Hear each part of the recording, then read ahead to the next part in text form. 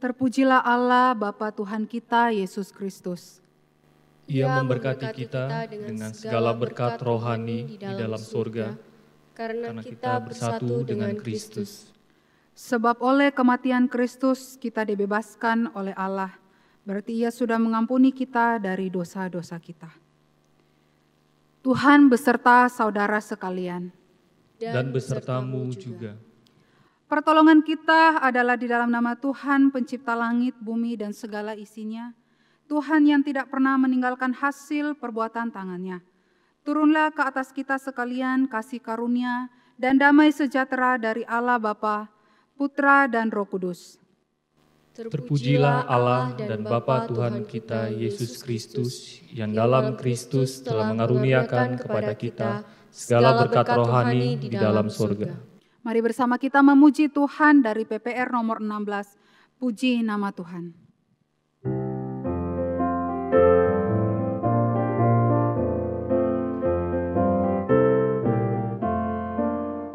Puji mulia bagi Tuhan, Allah Maha Kuasa, mengutus anak tunggalnya, mati untuk daku.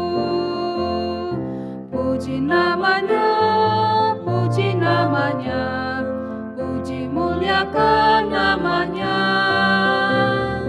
Puji namanya, puji namanya, puji muliakan namanya.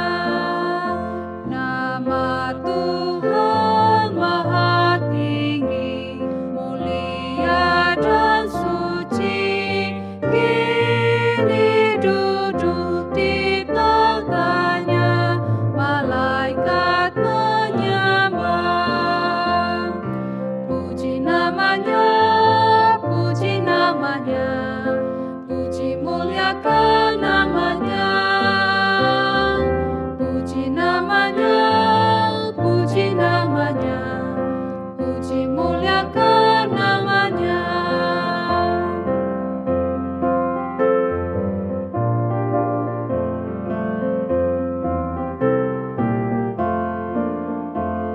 Sahabat orang berdosa datang ke dunia, mati bagi manusia untuk menyelamatkan.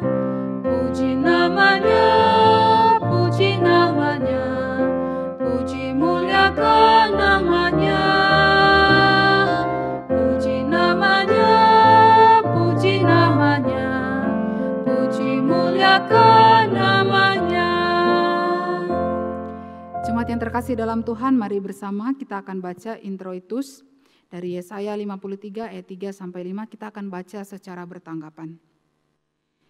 Kita memandang hina kepadanya dan menolak dia, orang yang diliputi kesengsaraan dan mengalami kesakitan serta penderitaan yang paling pahit. Semua orang membuang muka terhadapnya dan menghina dia.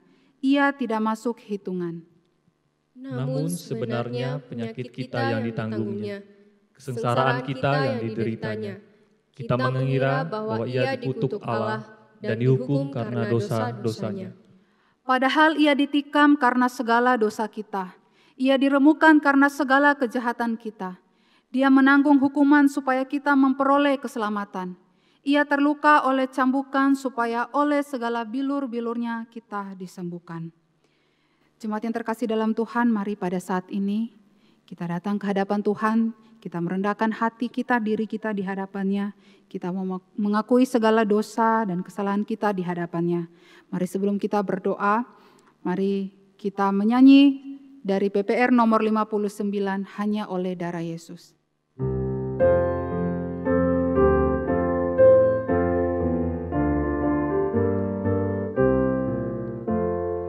Terlepas dari dosa, hanya oleh darah Yesus, ku mendapat sentosa. Hanya oleh darah Yesus, Tuhan disalibkan.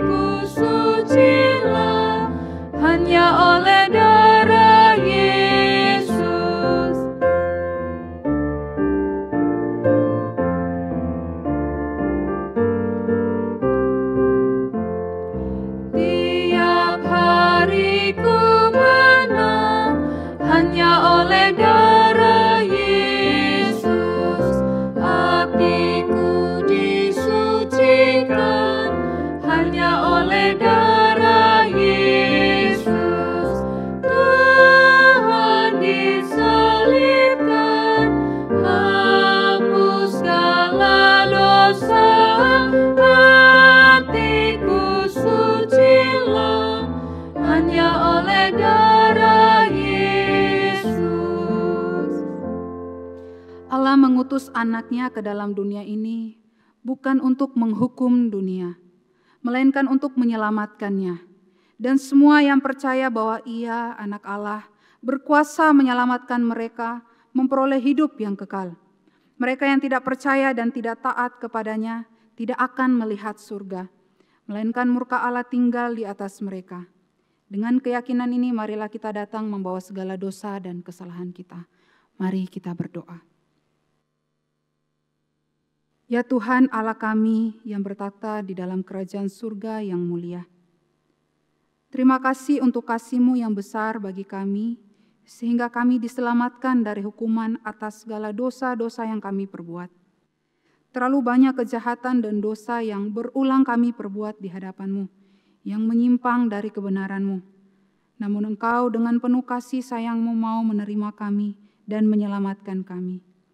Ya Tuhan, ampuni kami umat-Mu yang berdosa ini. Di dalam nama anak-Mu Yesus Kristus kami berdoa. Amin. Mari jemaat yang terkasih dalam Tuhan, kita akan membaca berita anugerah. Kita akan baca secara bertanggapan. Anugerah pemulihan terjadi karena kasih sayang Allah dalam Tuhan kita Yesus Kristus. Syukur kepada Allah. Dalam kasih sayangnya Allah berkenan mengampuni kita sebagaimana dikatakan dalam firman Tuhan di Yesaya 53 ayatnya yang keempat. Tetapi sesungguhnya penyakit kitalah yang ditanggungnya dan kesengsaraan kita yang dipikulnya. Padahal kita mengira Dia kena tulah, dipukul dan ditindas Allah. Terpujilah Kristus. Hiduplah dalam damai dan pemulihan dengan semua orang.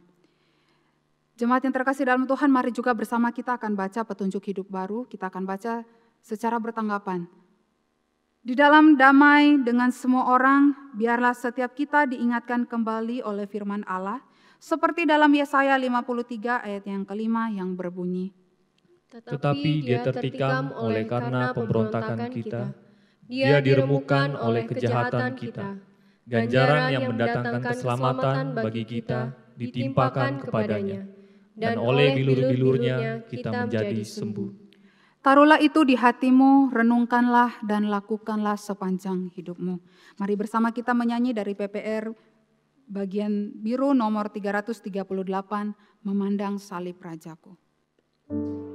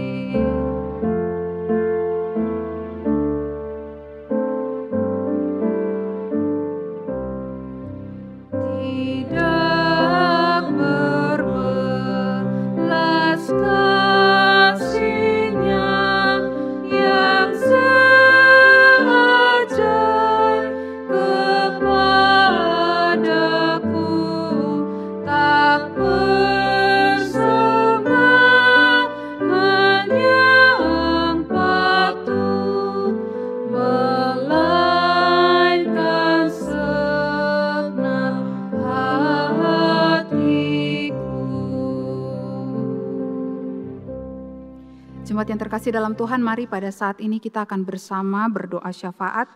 Kita akan berdoa untuk 2 pokok doa. Yang pertama, mari bersama kita berdoa untuk diri masing-masing tiap kita di dalam memperingati Jumat Agung dan juga Paskah nantinya. Kiranya kita boleh semakin mengenal Juru Selamat di dalam kehidupan kita.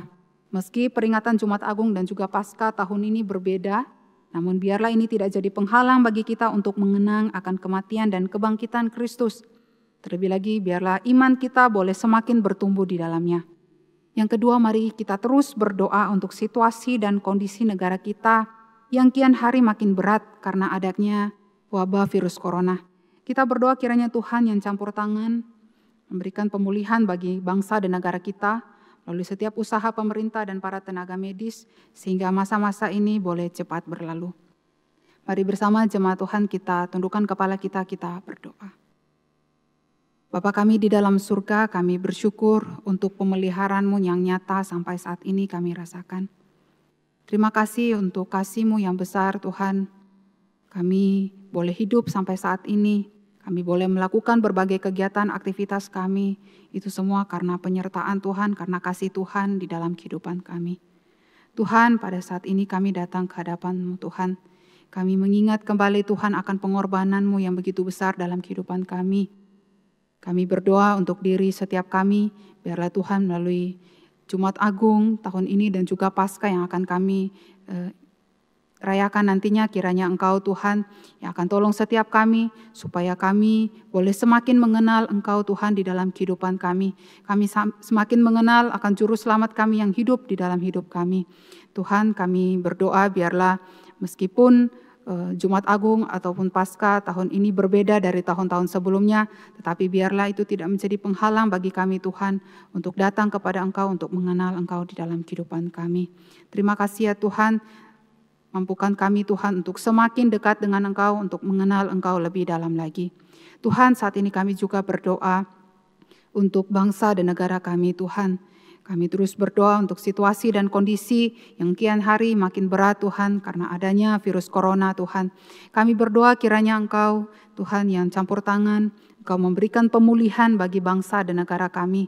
Tuhan tolong bagi setiap pemerintah yang terus berusaha, bagi setiap tenaga medis yang terus mencari jalan keluar untuk dapat mengatasi wabah virus corona ini. Kiranya Tuhan yang tolong setiap mereka, berikan kekuatan, berikan juga mereka hikmat, supaya mereka dapat melakukan setiap tugas mereka dengan baik. Terima kasih Tuhan, kami menyerahkan diri setiap kami ke dalam tangan kuasa Tuhan. Tuhan juga kiranya berikan kami kesehatan, berikan kami kekuatan dalam menjalani kehidupan kami. Terima kasih Tuhan, terpujilah Engkau kini dan selamanya. Di dalam nama Tuhan kami, Yesus Kristus, kami berdoa. Amin. Jemaat yang terkasih dalam Tuhan, pada saat ini kita akan bersama mendengarkan firman Tuhan yang akan disampaikan oleh Pendeta Antonius. Namun sebelumnya mari bersama kita menyanyi dari PPR nomor 286, Kisah Salib Tuhan Yesus.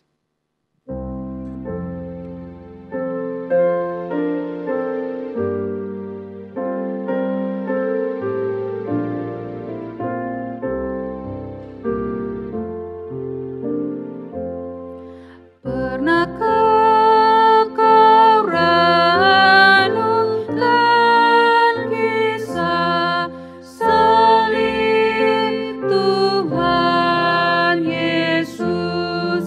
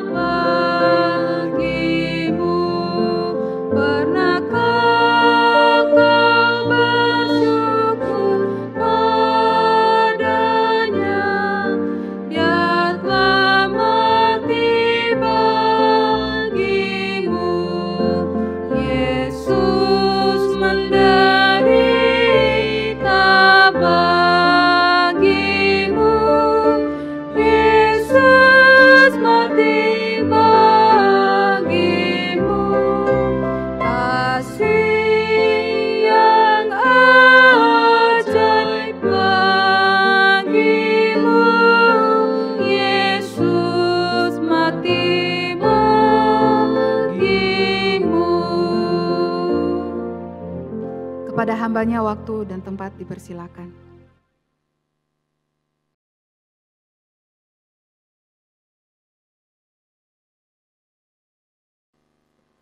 Mari kita berdoa. Bapa yang di surga, kami menaikkan syukur Tuhan untuk kasih sayang-Mu yang besar di dalam kehidupan setiap kami. Dan di hari ini kami dapat bersama-sama memperingati Jumat Agung,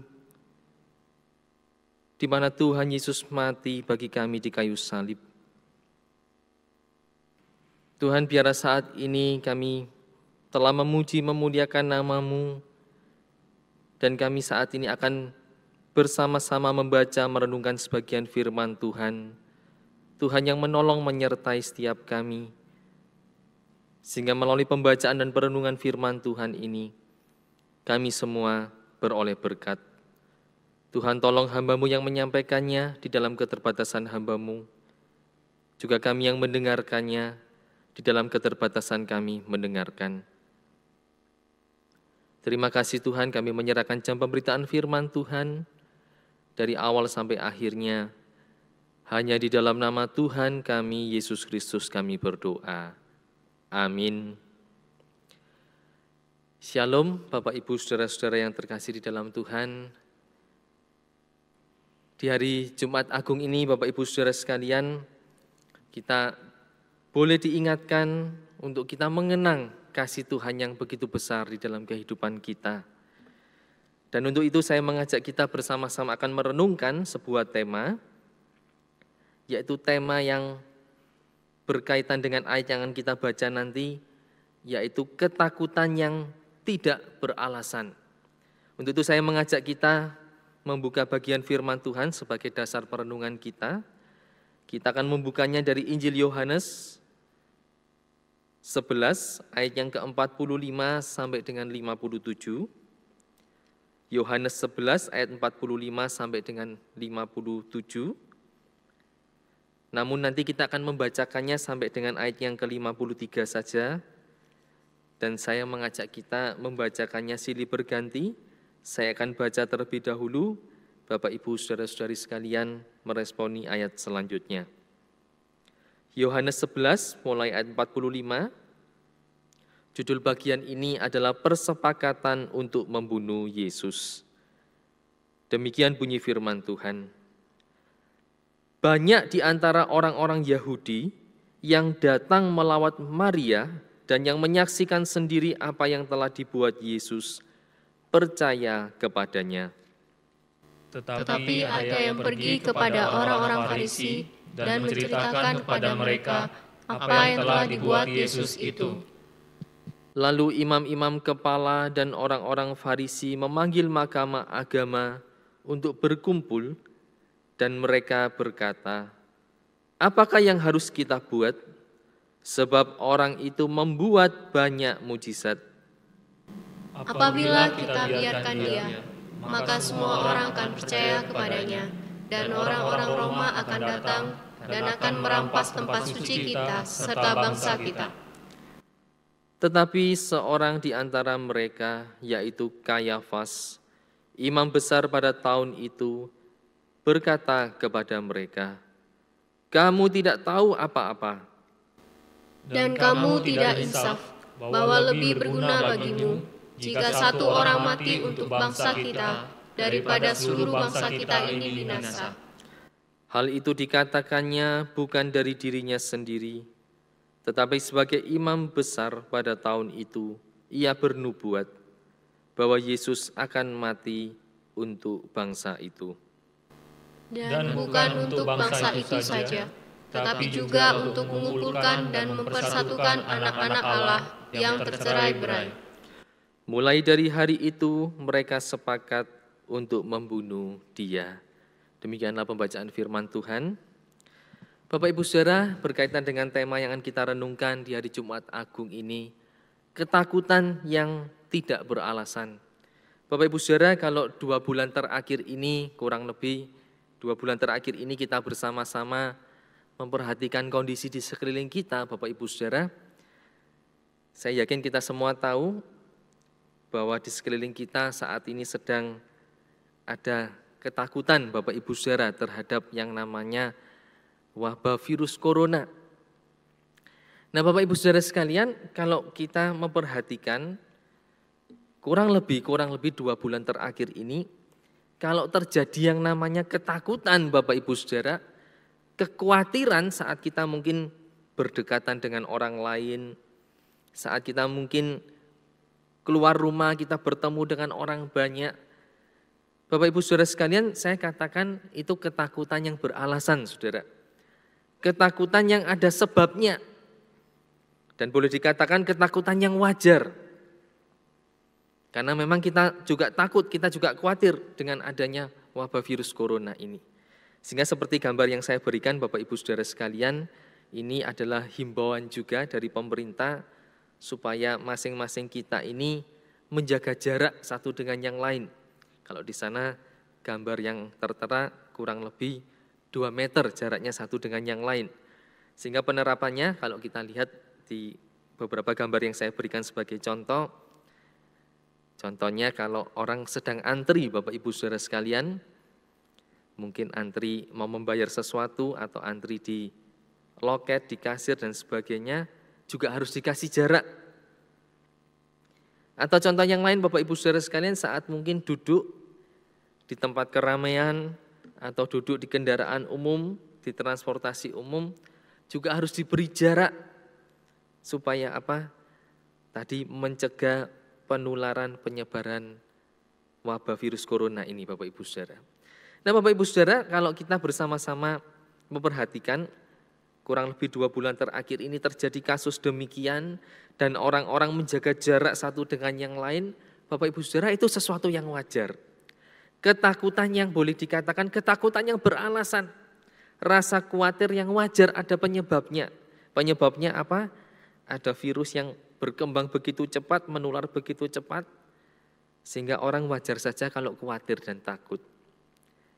Namun Bapak Ibu Saudara, kalau saya juga memberi contoh di dalam hal sakit penyakit, kadang ada juga Bapak Ibu Saudara ya, ketakutan yang tidak beralasan. Rasa khawatir yang tidak ada alasan yang jelas. Contohnya mungkin di dalam kehidupan suami istri, entah yang suami atau yang istri punya kebiasaan sakit mah, sakit lambung Bapak Ibu Saudara ya, asam lambungnya berlebihan. Kalau kita mungkin tahu suami atau istri kita punya kebiasaan sakit mah, lalu suami atau istri kita mengatakan demikian, aduh, mahku perih. Lalu kita katakan, minggir, jangan deket-deket, corona. Nah Bapak Ibu Saudara, itu ketakutan yang tidak beralasan Bapak Ibu Saudara ya. Ketakutan yang tidak jelas.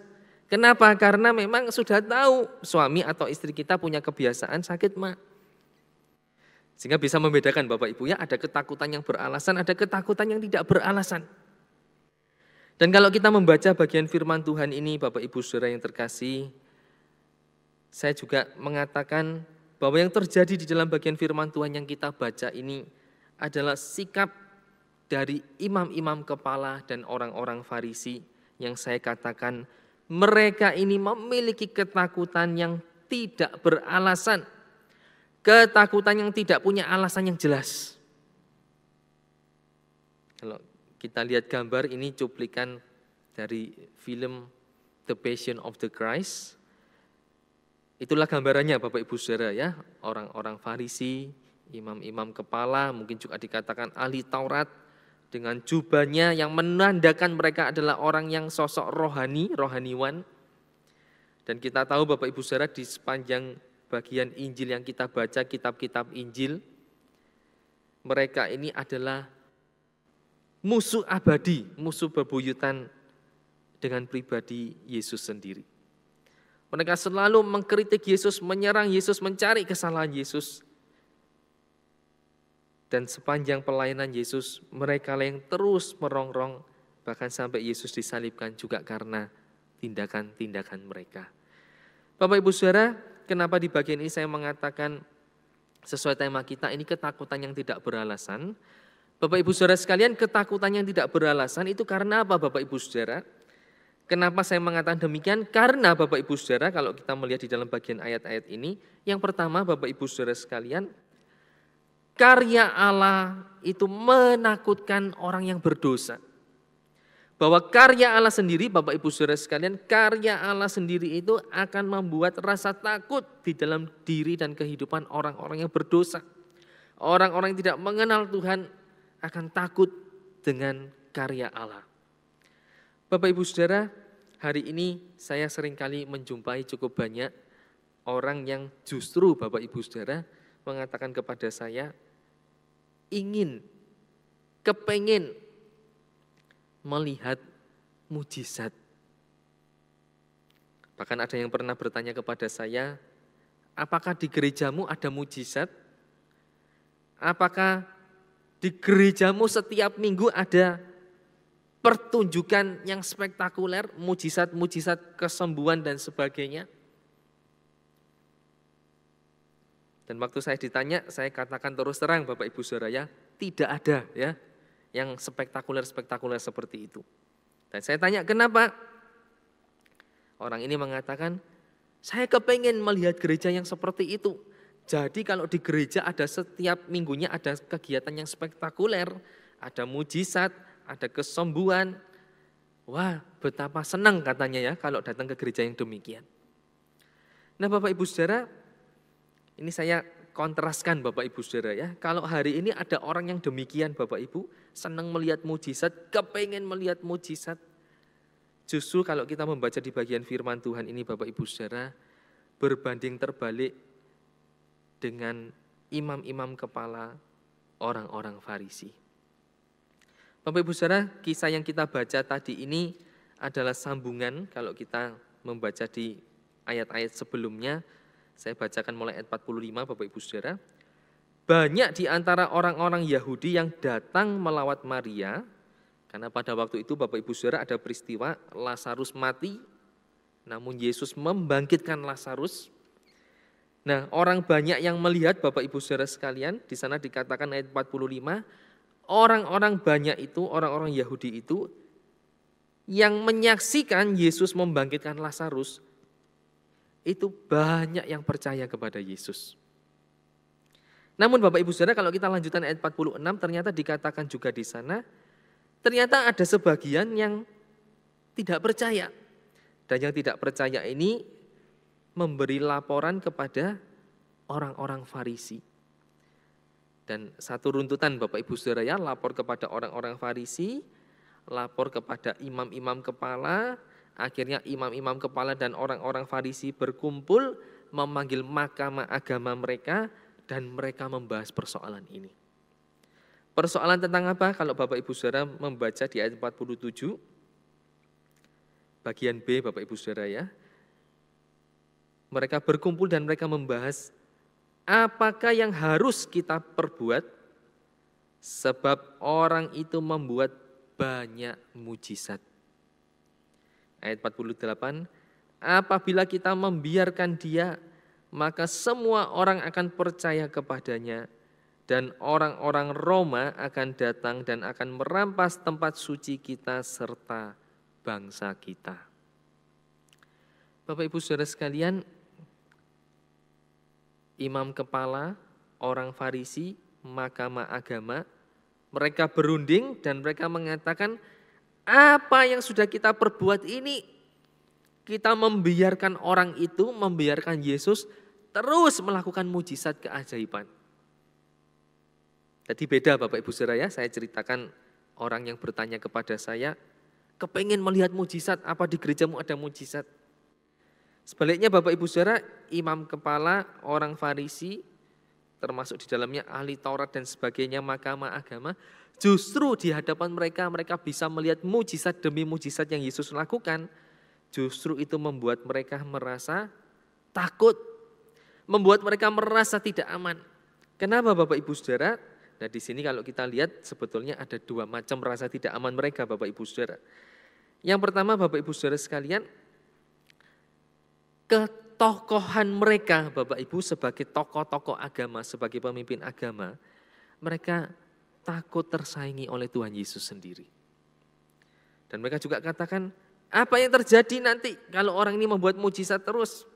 Ayat 48 tadi, nanti semua orang, banyak orang akan mengikut Yesus. Bapak Ibu Saudara, apa yang mereka takutkan? Popularitas mereka akan tersaingi. Mereka yang selama ini dipandang sebagai tokoh agama yang dihormati, mereka takut tersaingi oleh Tuhan Yesus sendiri. Sehingga nanti orang banyak ikut Yesus, bukan lagi ikut mereka. Dan Bapak Ibu Saudara, rasa tidak aman yang kedua mereka utarakan di ayat 48, walaupun ayat 48 ini sebetulnya itu hanya satu pemikiran mereka Bapak Ibu Saudara. Ya, mereka katakan apa? Kalau nanti semua orang ikut Yesus, jadi satu kumpulan yang besar, kerumunan yang besar, nanti oleh orang-orang Roma, oleh pemerintah Romawi yang saat itu menguasai kehidupan mereka, penjajah Romawi, dianggap orang-orang Yahudi ini akan melakukan pemberontakan. Dan mereka takut itu membahayakan mereka semua. Nah Bapak Ibu Saudara, sebetulnya kalau kita membaca bagian-bagian ini Bapak Ibu, akar ketidaksukaan mereka itu sudah muncul lama Bapak Ibu. Sehingga di dalam ayat 47b tadi, itu sebetulnya satu ekspresi Bapak Ibu ya, ungkapan mereka mengatakan, apa yang kita perbuat ini, kita membiarkan Yesus terus melakukan mujizat.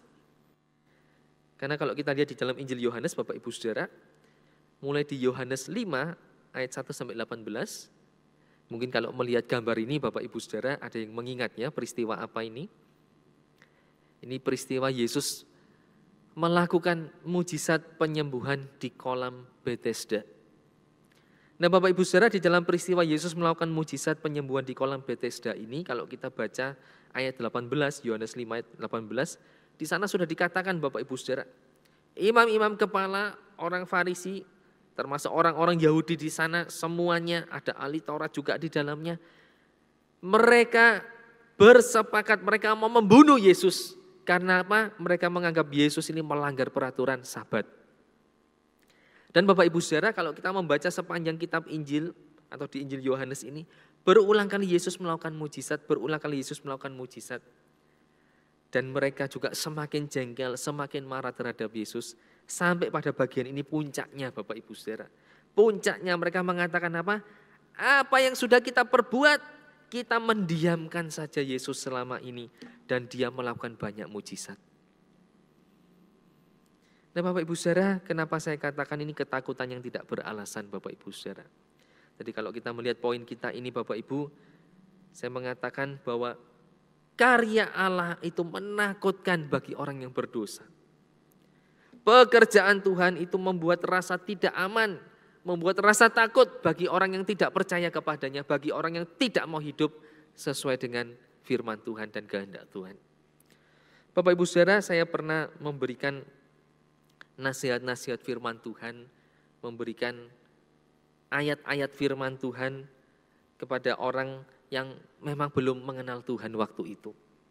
Kebetulan orang ini adalah teman saya sendiri, karena kami berteman, saya suka memberi ayat-ayat firman Tuhan, karena juga mempercakapkan firman Tuhan kepadanya. Sampai suatu ketika Bapak Ibu Saudara, ini bukan hanya satu orang Bapak Ibu Saudara ya, ada beberapa teman yang memang belum percaya, saya sharing firman Tuhan dengan mereka. Sampai pada suatu ketika Bapak Ibu Saudara, teman-teman saya yang belum percaya ini mengatakan demikian. Jangan kamu teruskan. Kalau kamu teruskan seperti itu, kami jadi takut. Kamu jangan ngomong firman Tuhan terus. Kamu jangan kirim ayat-ayat firman Tuhan. Itu membuat kami gelisah dan takut. Itu saya simpulkan Bapak Ibu ya. Kira-kira intinya seperti itu. Ternyata Bapak Ibu Saudara, apa yang saya percakapan dengan mereka firman Tuhan atau ayat-ayat firman Tuhan yang saya kirimkan ke mereka, itu membuat mereka gelisah Bapak Ibu Saudara. Membuat mereka takut. Kenapa Bapak Ibu? Karena mereka masih hidup di dalam kehidupan yang berdosa. Mereka masih hidup di luar kasih karunia. Mereka tidak mau berbalik dan percaya, tapi mereka mengatakan, kami takut, jangan omong lagi firman Tuhan. Bapak Ibu Saudara, karya Allah, kebenaran dari Tuhan sendiri, itu menakutkan bagi orang-orang yang berdosa. Sehingga orang Farisi, ahli Taurat, imam kepala, mahkamah agama, melihat Yesus yang berkarya, melakukan banyak karya Allah sendiri, mujizat dan sebagainya, itu membuat mereka takut. Bapak Ibu Saudara, kalau kita melanjutkan ayat-ayat selanjutnya, yang kedua Bapak Ibu, kita melihat di sana bahwa karya Allah itu melampaui segala pemikiran manusia. Karya Allah melampaui pemikiran manusia. Apa yang bisa dipikirkan manusia, ternyata kalau dibandingkan dengan karya Allah itu jauh melampaui pemikiran manusia itu sendiri. Kalau kita membaca Bapak Ibu Saudara sekalian ayat 49 sampai 53, kelanjutan tadi ya. Di sana dikatakan saat mereka berunding, lalu seorang di antara mereka, yaitu imam besar yang bernama Kayafas, itu mengatakan kepada mereka, ayat 49 bagian akhir sampai 50 ya, kamu tidak tahu apa-apa dan kamu tidak insaf bahwa lebih berguna bagimu jika satu orang mati untuk bangsa kita daripada seluruh bangsa kita ini binasa. Bapak Ibu Saudara, ayat 51 menjelaskan apa? Hal itu dikatakan oleh Kayafas bukan dari dirinya sendiri, tetapi sebagai imam besar pada tahun itu ia bernubuat bahwa Yesus akan mati untuk bangsa itu. Bapak Ibu Saudara, di sini saya mengatakan Bapak Ibu, karya Allah itu melampaui pemikiran manusia. Tadi kita baca Bapak Ibu ya, dan ini ada gambarnya, ini juga cuplikan dari film Passion of the Christ. Tuhan Yesus diadili oleh Kayafas. Dan di sana Bapak Ibu, imam besar Kayafas ini menubuatkan, mengatakan, atau kalau sebetulnya kita lihat di bagian ini, dia berpendapat Bapak Ibu Saudara. Saat mereka berunding mahkamah agama, Kayafas berpendapat, lebih baik Yesus ini dihukum mati. Kita korbankan satu orang ini, tapi bangsa kita tetap aman. Ini kelanjutannya tadi Bapak Ibu ya, ayat 48 mereka khawatir kalau Yesus semakin banyak pengikutnya, jadi perkumpulan yang besar banyak pengikut Yesus, nanti oleh pemerintah Romawi yang pada waktu itu menguasai mereka, menjajah mereka. Mereka dianggap memberontak dan mereka ditumpas. Dan yang ditakutkan mereka apa? Nanti orang-orang Roma datang merampas tempat suci kita dan bangsa kita. Nah sehingga Bapak Ibu, solusi yang ditawarkan Kayafas di sini apa? Kalau begitu lebih baik kita korbankan Yesus satu orang ini supaya bangsa kita tetap aman. Nah Bapak Ibu Saudara, ayat 51 dikatakan apa? Hal itu dikatakan Kayafas dalam tanda kutip sebagai nubuat. Ia bernubuat bahwa Yesus memang akan mati untuk bangsa itu. Bapak Ibu Saudara sekalian, kalau kita melihat bagian ini Bapak Ibu, tadi ada ayat yang juga saya tampilkan. Nah di slide yang sebelumnya ini ya. Hal itu dikatakannya bukan dari dirinya sendiri. Jadi Kayafas mengatakan lebih baik Yesus mati, tapi di dalam ayat 51 sampai 52 dikatakan hal itu dikatakannya bukan dari dirinya sendiri, tetapi sebagai imam besar pada tahun itu ia bernubuat bahwa Yesus akan mati untuk bangsa itu, dan bukan untuk bangsa itu saja, tetapi juga untuk mengumpulkan dan mempersatukan anak-anak Allah yang tercerai-berai. Bapak Ibu Saudara-saudari yang terkasih, hari ini kita mungkin sering mendengar Bapak Ibu nasihat atau bahkan mungkin kita sendiri yang memberi nasihat kepada sesama kita katakan demikian. Tenang, karya Tuhan, maksud Tuhan, rencana Tuhan itu melampaui pikiran kita. Mungkin yang terjadi di dalam hidup kita hari ini kita tidak tahu kenapa itu terjadi. Tapi Tuhan punya maksud dan rencana di sana. Bahkan saudara, mungkin khususnya kita kadang mengatakan itu kepada orang yang sedang susah Bapak Ibu Saudara. Mungkin kedukaan, kesedihan, mungkin banyak beban hidup, beban berat, persoalan hidup. Kadang kita katakan demikian Bapak Ibu ya. Sabar, tenang. percaya Tuhan punya rencana yang mungkin tidak terpikir oleh kita. Karena rencana Tuhan itu melebihi pemikiran kita. Nah saudara, seperti di bagian yang kita baca ini Bapak Ibu ya, karya Allah itu melampaui pemikiran manusia. Kalau kita baca ayat itu tadi Bapak Ibu Saudara, di sana Kayafas hanya berpikir, berpendapat, Yesus harus mati supaya bangsa ini aman. Titik di situ Bapak Ibu, pikiran Kayafas hanya di sana. Namun ternyata Bapak Ibu, karya Allah itu melampaui pemikiran manusia. Kalau pikiran manusia, Kayafas hanya berhenti di sana, Yesus harus mati supaya bangsa kita ini aman. Tapi di sana Allah bisa menggunakannya untuk satu maksud karya Allah yang lebih luar biasa lagi. Kalau kita baca Bapak Ibu di ayat 52 tadi, dan bukan untuk bangsa itu saja Yesus mati, tetapi juga untuk mengumpulkan dan mempersatukan anak-anak Allah yang tercerai-berai. Bapak Ibu Saudara, ini yang menjadi inti berita Bapak Ibu saat kita hari ini memperingati Jumat Agung. Saat kita memperingati kembali kematian Kristus. Saat kita mengenang kembali penderitaan Kristus yang begitu berat. Dan ia mati di kayu salib. Untuk menebus kita. Untuk menghapuskan dosa-dosa kita. Dan Bapak Ibu sekalian, ini yang dikatakan. Karya Allah melampaui pemikiran manusia. Apa yang direncanakan oleh Kayafas dan teman-temannya ini. Itu Tuhan gunakan untuk melaksanakan satu karya yang luar biasa, karya keselamatan. Sehingga kalau Yesus mati, dikatakan bukan hanya untuk bangsa itu, tapi juga untuk seluruh bangsa-bangsa yang lain. Untuk bangsa-bangsa non-Yahudi. Bukan hanya untuk bangsa Yahudi, tapi untuk semua bangsa di dunia. Karena kematian Kristus akan mempersatukan, mengumpulkan anak-anak Allah yang tercerai-berai. Bapak Ibu Saudara sekalian, bagian firman Tuhan ini mengajarkan kepada kita Bapak Ibu. Kematian Kristus di atas kayu salib itu menarik banyak orang kepadanya. Termasuk kita hari ini. Kita yang dikatakan orang-orang non-Yahudi. Kita yang dahulunya dikatakan kita bukan bangsa pilihan sebetulnya. Kalau bangsa pilihan secara jasmani orang-orang Israel, orang Yahudi. Namun kita yang dari bangsa-bangsa lain kita juga turut dipanggil. Sebagaimana dikatakan anak-anak Allah itu dikumpulkan dan dipersatukan oleh kematian Kristus.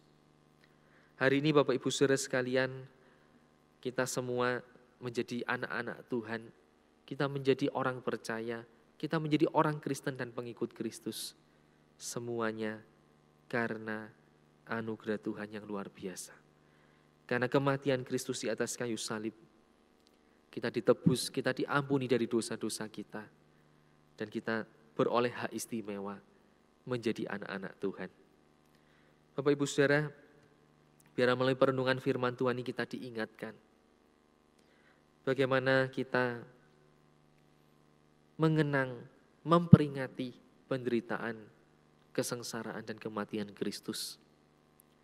Apakah kita menjalani hari-hari ini rangkaian kegiatan Prapaskah sampai dengan Pekan Suci, seminggu terakhir ini adanya doa dan puasa, dan hari ini peringatan Jumat Agung. Apakah kita menjalani semuanya dengan kesungguhan hati kita, mengingat kasih Tuhan yang luar biasa untuk kita. Saudara, biar saat nanti kita mempersiapkan hati pula sampai menyambut Paskah, biar itu semakin meneguhkan iman kita. Kita dikuatkan, kita diberi kesetiaan yang semakin bertumbuh untuk mengikut dan melayani Tuhan. Dan biar di hari ini Bapak Ibu sekalian, saya menyampaikan juga selamat memperingati Jumat Agung untuk kita semua. Tuhan yang memberkati setiap kita. Amin. Mari kita berdoa. Terima kasih Tuhan. Terima kasih untuk kesempatan yang Kau berikan. Kami dapat bersama-sama memperingati peristiwa kematian Kristus di atas kayu salib. Tuhan, ampuni kami orang-orang berdosa ini Tuhan.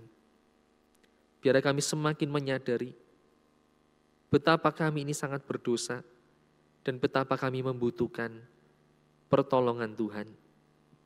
Betapa kami membutuhkan karya Kristus di kayu salib itu yang menebus kami, menyucikan kami, dan menghapuskan dosa-dosa kami. Terima kasih Tuhan untuk kesempatan kami boleh memperingati hari Jumat Agung. Tuhan yang akan terus meneguhkan iman rohani setiap kami. Hari demi hari kami terus bertumbuh menjadi anak-anak Tuhan yang semakin setia. Terima kasih Tuhan, terima kasih. Di dalam nama Tuhan kami, Yesus Kristus, kami berdoa. Amin.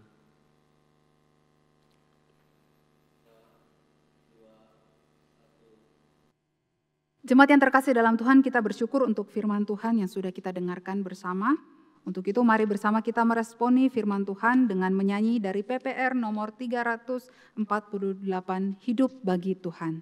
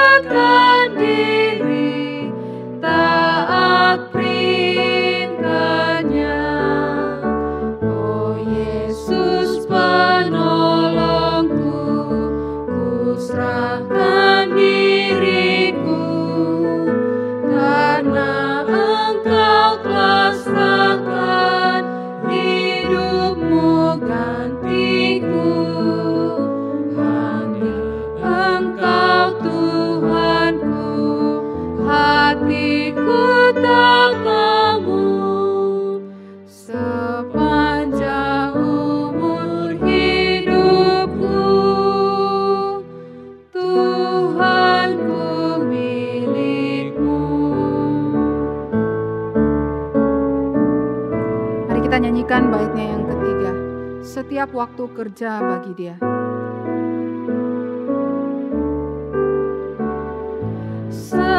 Setiap waktu kerja bagi Dia,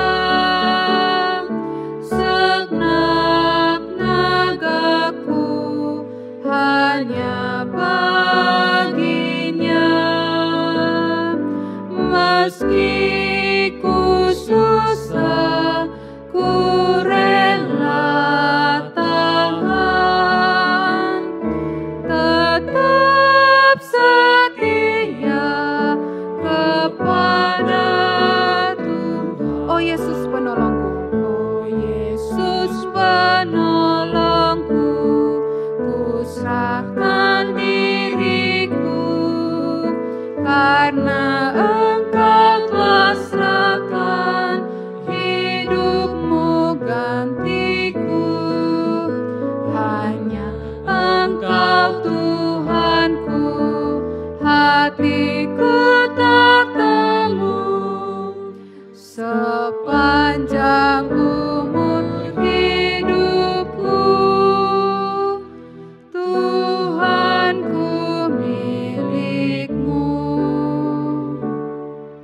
Mari kita berdoa. Ya Tuhan, terima kasih untuk segala berkat yang Engkau berikan di dalam kehidupan kami. Terima kasih untuk pekerjaan, segala usaha yang telah Engkau titipkan dalam kehidupan kami. Kiranya Tuhan berkati setiap pekerjaan, usaha kami. Dan biarlah persembahan yang juga kami berikan ke hadapan Tuhan, Tuhan boleh pakai untuk dapat menjadi Allah Tuhan untuk memperluas pekerjaan Tuhan terlebih khusus di gereja kami. Terima kasih ya Tuhan, di dalam nama Kristus Yesus kami berdoa. Amin. Jemaat yang terkasih dalam Tuhan, kita akan mengakhiri ibadah kita. Mari bersama kita nyanyikan doksologi dan nanti doa berkat akan disampaikan oleh Pendeta Antonius.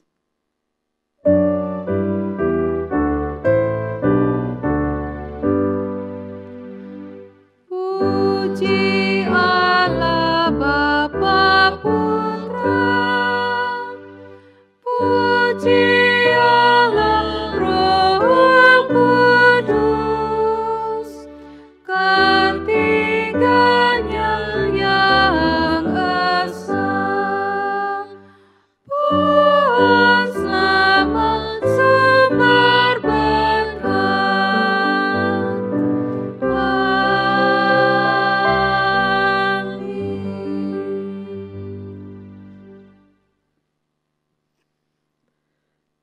Mari sidang jemaat yang terkasih di dalam Tuhan, bersama-sama kita akan meninggalkan tempat ini, menghayati akan kasih Tuhan yang begitu besarnya di dalam kehidupan setiap kita.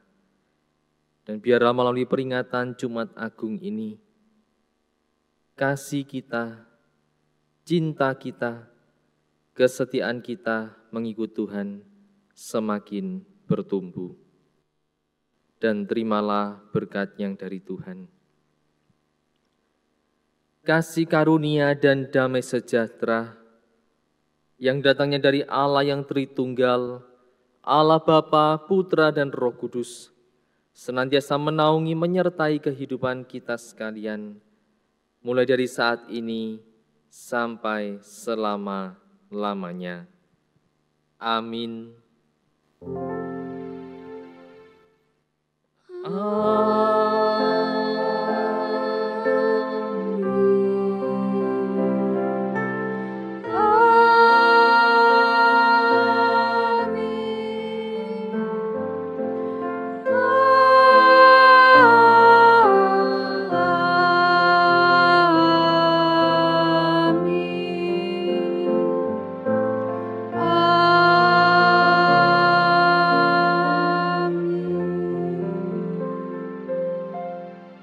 Ibadah kita telah selesai, silakan mengambil waktu teduh. Tuhan Yesus memberkati.